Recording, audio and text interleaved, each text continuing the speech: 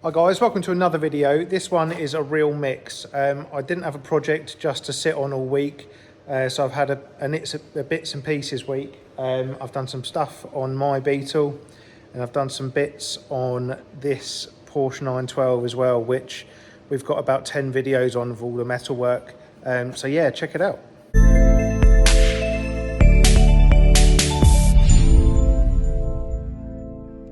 I just took it for an MOT and it passed, but on the way back it decided to become a James Bond car with a massive smoke screen. So let's see if we can find out what's caused it. So it's got a 2.1 Type 4 motor in it that is turbocharged and fuel injected. Makes pretty good power, 265 horsepower at the flywheel, but it's obviously pretty complicated with a lot of oil system going on. It's dry sumps, loads of hoses. So let's see if it's a split hose or something else.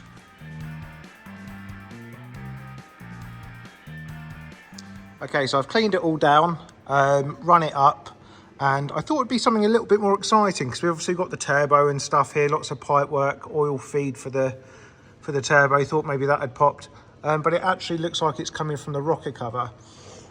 It's a little bit tricky to get to because obviously we've got the turbo and the exhaust and wastegate here, so I might have to drop all of that down, but I'm going to try first to see if I can replace that rocker cover gasket without dropping it all out. Well, typically there wasn't enough room to get that rocker cover off without taking the turbo off, so time to take it all apart.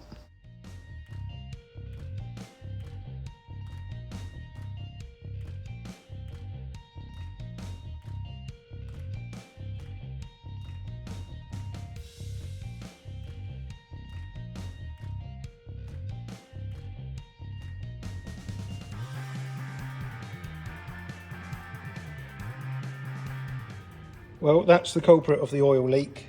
For some reason, this cork gasket is slipped upwards.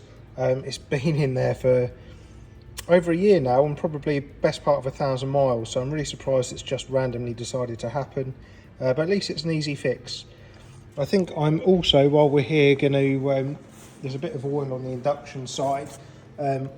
Without boring you too much, it's nothing to do with the turbo seals, so I think I'm going to take all of the pipe work off and give that a good clean as well, because sometimes it does smoke on decel, and that's because I've got a fair amount of oil in the intake system. Out with the old rocker cover gasket and a good clean and new gasket fitted.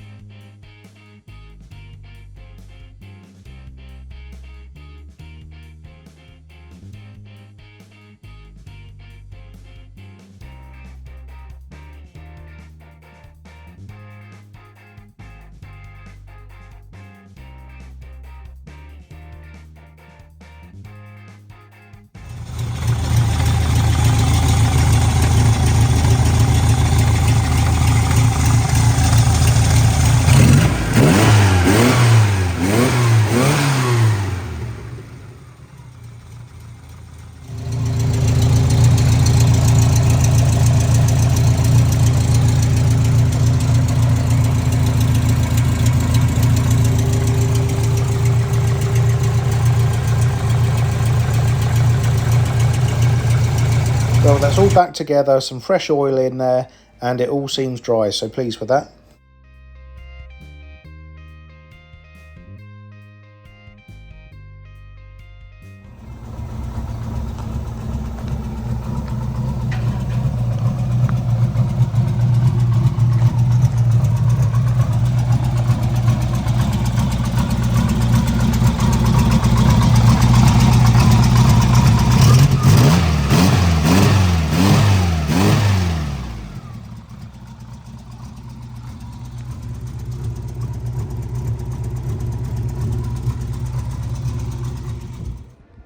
Okay, so that's the Beetle done now. I can take that back home. I brought the buggy in just because I wanted to adjust the headlight level. They were pointing quite low, so I could only see a few feet ahead of me in the dark. So the next thing I think I'm going to do is I'm going to drag the 912 out, we're going to change the engine mount slightly just to make them a bit better looking, and I'm going to strip the door tops to get them rebuilt. We did send them off to another company to be done. Well, Pat did. Long story short, they couldn't do them, so looks like that's down to us as well. So let's get cracking. Okay, so I'm going to strip these pop-outs down for refurb. We're going to have them all polished up and re-chromed and stuff. We've got all of this old seal on here that is rock solid. Doesn't bode well for getting these screws undone, if I'm honest. They'll probably be seized. And I don't know if this happened during transportation or if it was already like that, because say Pat packaged them up and posted them, but we're gonna have to get a new one of those. But yeah, I'll get a time lapse of stripping these down. So just a little tip for people out there, if you want to use a bit like this with that sort of end, or why is it so blurry? There we go. So like a screwdriver bit, it's kind of handy to make up, can't get to focus, a little thing like this. So it will take a bit one end, and then I've TIG welded a nut onto it so I can use a ratchet, and it just gives you a little bit more purchase for stuff like this. So I've actually managed to break these loose, so they should just wind out now.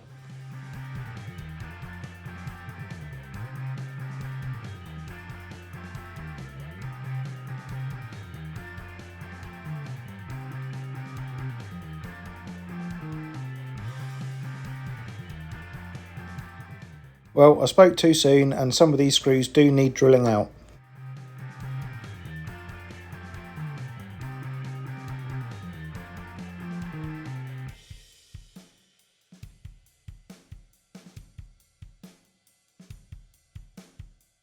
Once I've carefully drilled them out, I then run a tap through them to recut the thread.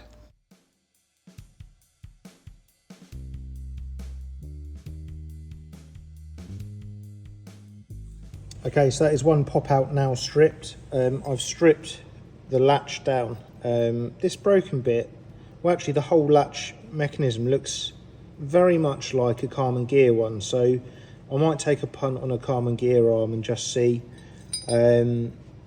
These bits, I had to drill a few of these screws out and then re-tap, but they should be reusable once they've been re-zinced. So yeah, that should all be salvageable. And then this door top has all been stripped down as well.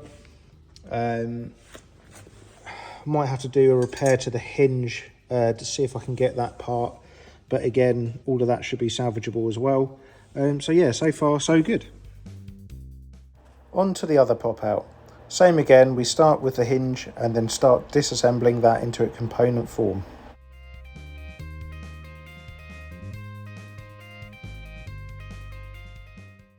Yep, I'm using a drill bit as a punch to knock out a roll pin. Don't really recommend that one.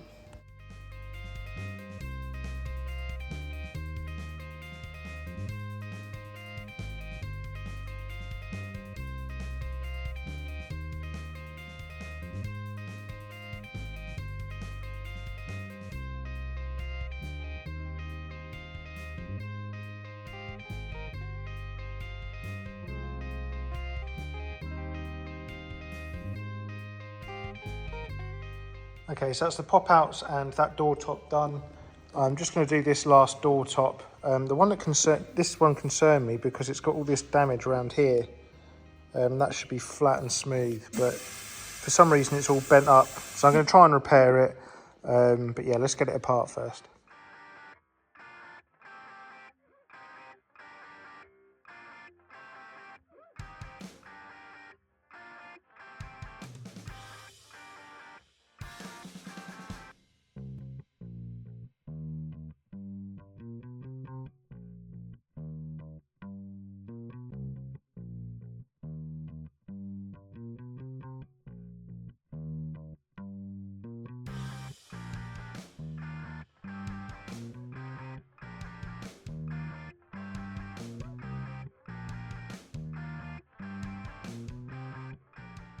As you've seen, these door tops have had lots of seized bolts, and it's always good to use a bit of heat.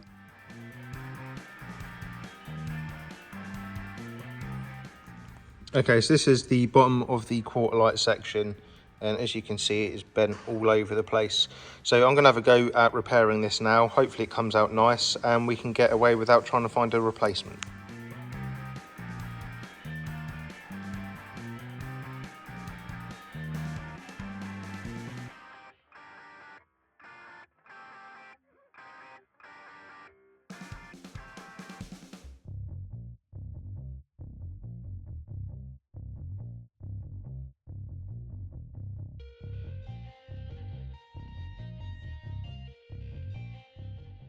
Well, that's actually gone quite well and it still fits the frame nicely, so we've managed to save this part. I'm going to send it off to be polished and it should look good as new.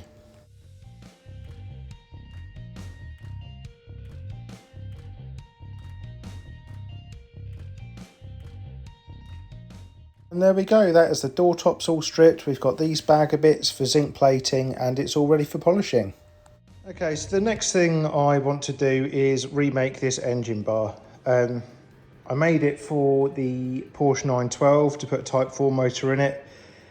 I basically cut up a VW bay window bar, but it's a bit naff to be honest, so I want to try and make something nicer. The first thing I'm going to do is use this bit of box section to use as a platform for the engine mounts, so I'm just going to cut it to size using a bandsaw.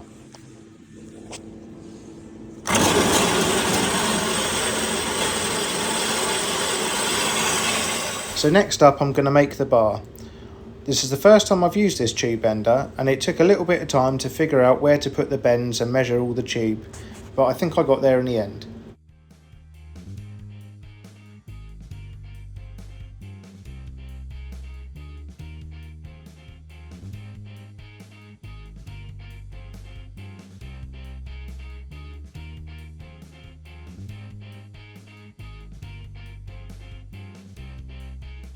Okay, so that is now bent up. It kind of shows how unsymmetrical the old tube was.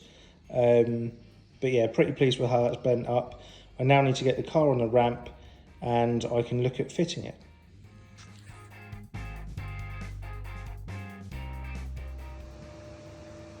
Okay, so that is the engine mount bar remade. Pretty happy with how this has come out. It's not perfect, but it's my first attempt with this bending machine. So yeah, I'm pretty pleased with it. We've got this little platform for these mounts here.